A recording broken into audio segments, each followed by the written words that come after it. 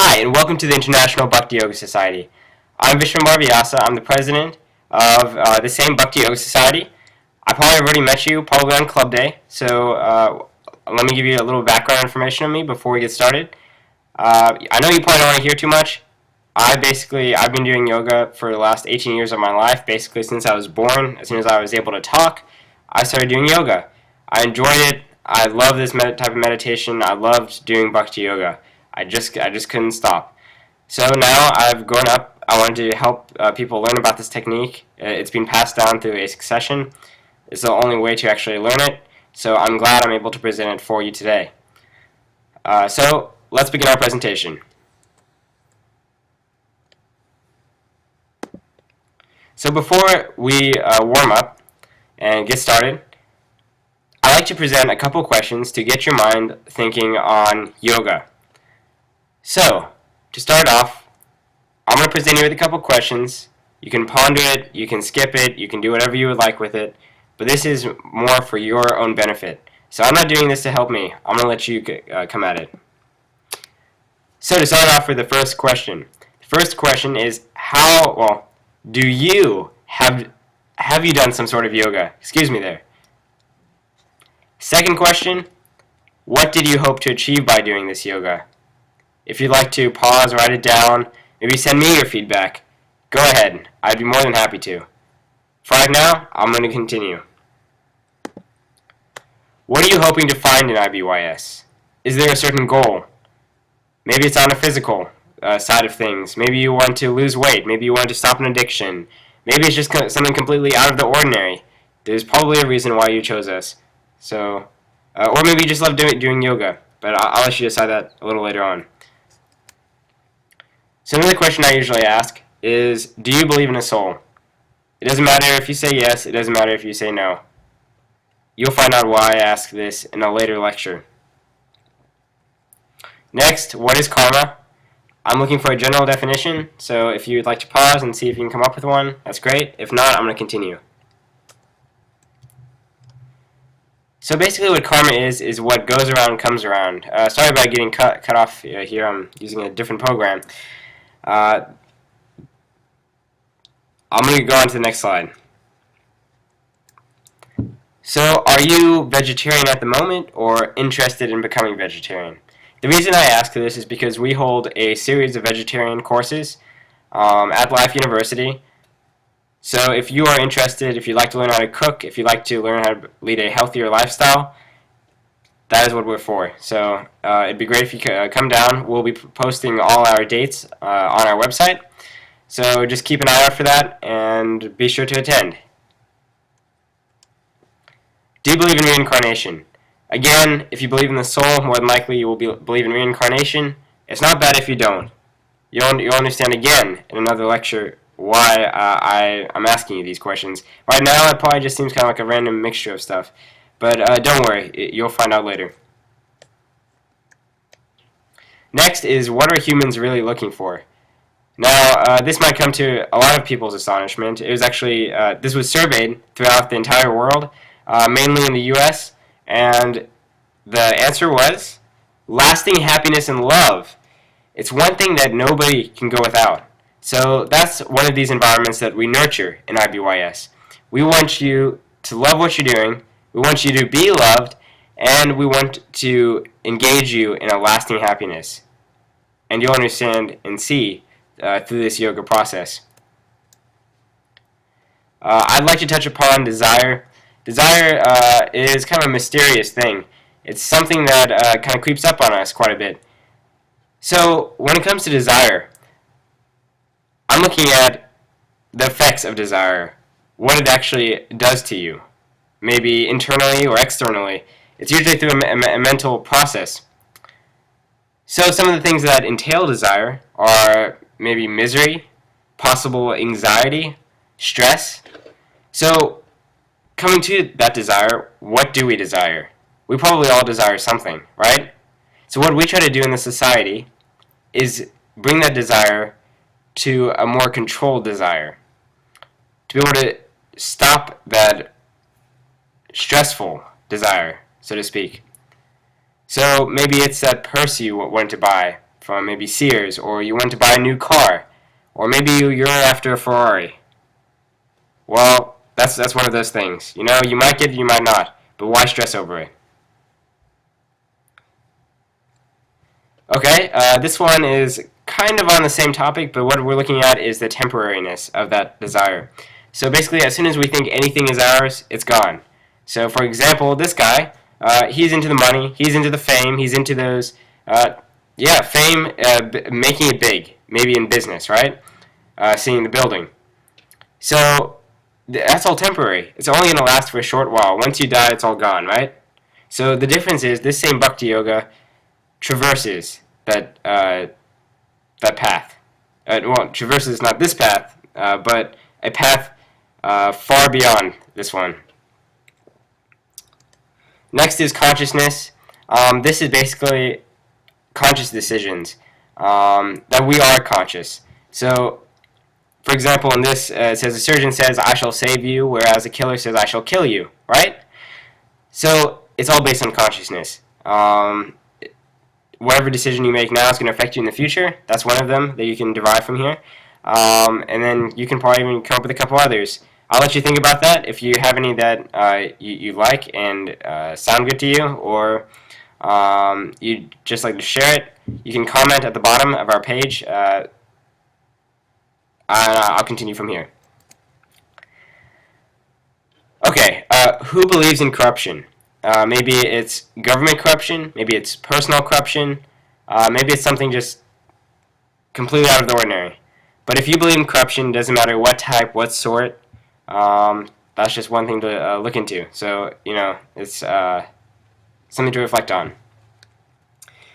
This one is activities common to animals and human beings. Okay, and I'm not saying we shouldn't kiss, hug, procreate, etc., etc., etc., chuckle, chuckle, chuckle. What I'm trying to say here is that we have a higher consciousness, a more well-developed consciousness, something that's a higher consciousness, let me put it that way, with free will. So what we have in comparison to animals is a higher consciousness, and we have free will, something that separates us from all types of animals, right? So what should we do? We should engage this in higher activity. This higher activity is yoga. So by actually coming here, you are engaging your mind in that higher activity. Congratulations. Okay, we'll go on to the next slide. We are habituated to finding shelter in our bad habits. Now what do I mean by this? Many people who do come to the International Bhakti Yoga Society might have some sort of a bad habit that they'd like to quit. But most of the time they don't even realize that this yoga can actually help you with those bad habits. Maybe it's something like biting your nails, or maybe it's something even more serious. Maybe you're into marijuana, into some sort of drugs, maybe even smoking that you'd like to quit, or anything in between. It can be something small, it can be something big, it can be any addiction you may have, or just a bad habit.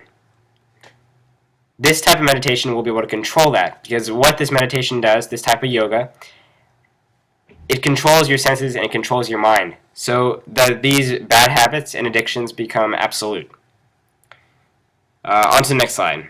So here I'm going to ask you, what is yoga and what is it for? So this is going to be just a basic definition. It doesn't have to be anything too complex. If you'd like to pause the video here and answer, that's nice, or if you'd like to comment on it, go ahead. Bhakti Yoga, on the other hand,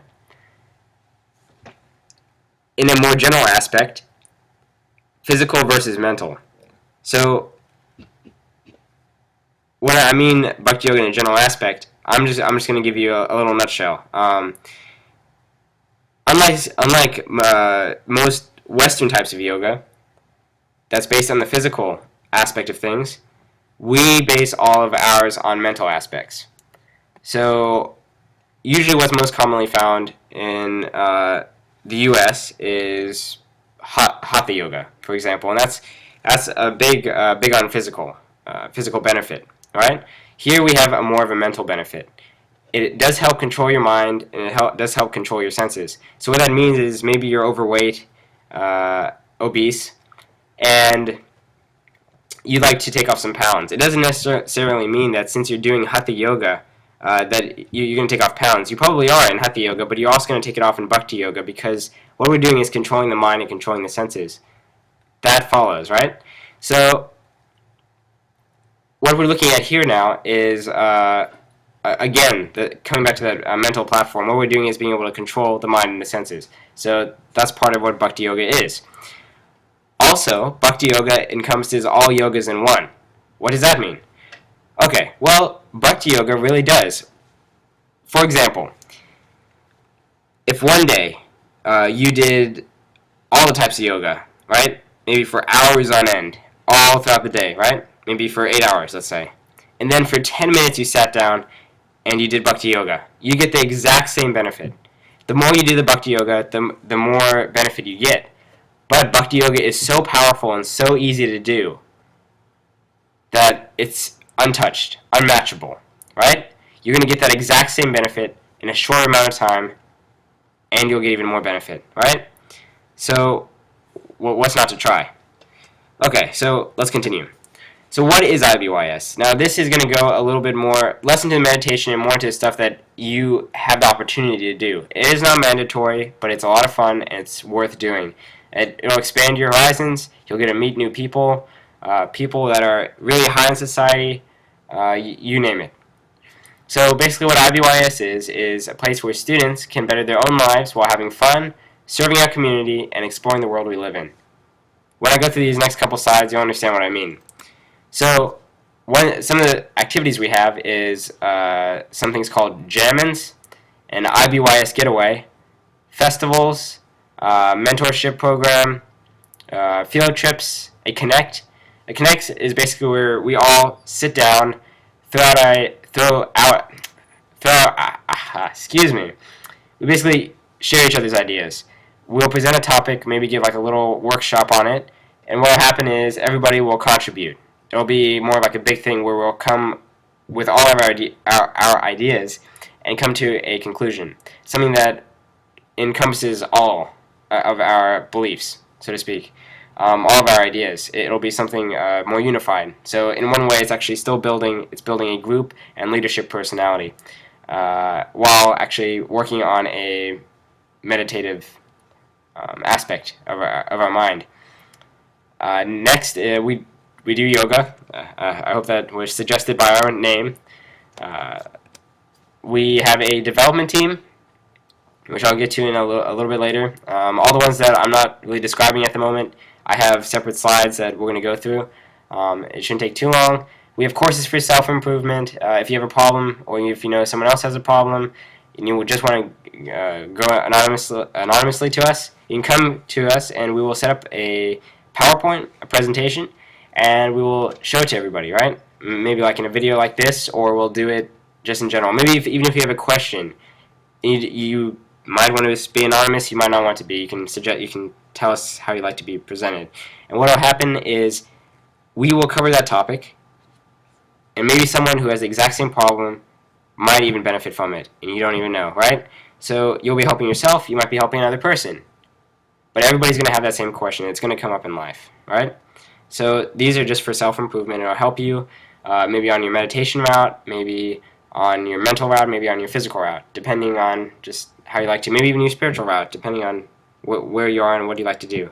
We have a culinary school. As I said before, we do teach vegetarian courses, so if you like to cook, it's a lot of fun.